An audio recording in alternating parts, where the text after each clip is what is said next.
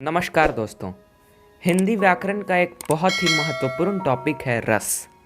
अगर आप रस पढ़ते हैं तो 9 रस एवं उनके स्थायी भाव तो आप बड़ी ही आसानी से याद कर लेते हैं, लेकिन आज हम सीखेंगे 4 से 5 लाइन की एक छोटी सी कविता जिसको पढ़ के आप अपने आप ही रस के सारे डेफिनेशन जैसे आश्रय, आलंबन, उद्दीपन, अनुभाव, संचारी भाव खुद ब खुद याद कर लेंगे। तो चलिए बिना समय गवाए शुरू करते हैं।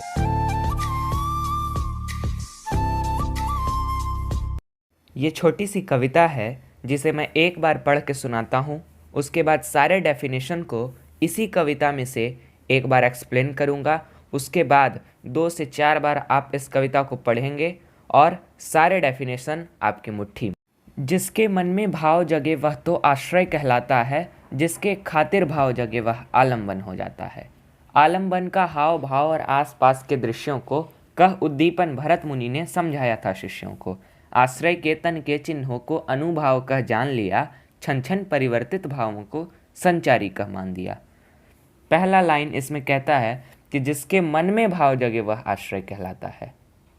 मतलब कि हिंदी की कविताएं पढ़कर जिसके मन में अगर शोक जगे, करुण जगे, गुस्सा जगे, उसको आश्रय कहते हैं, जिसके मन में भाव जगे।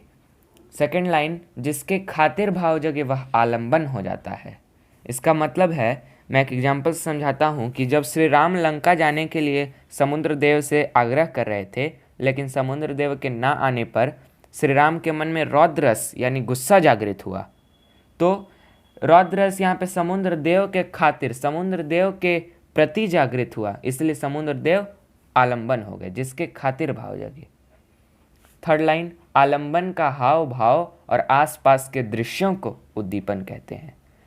आसपास के दृश्यों को जो रस को बढ़ा दे, अगर गुस्सा है तो गुस्सा को और बढ़ा दे, शोक है तो शोक को और बढ़ा दे, उसे उद्दीपन कहते हैं।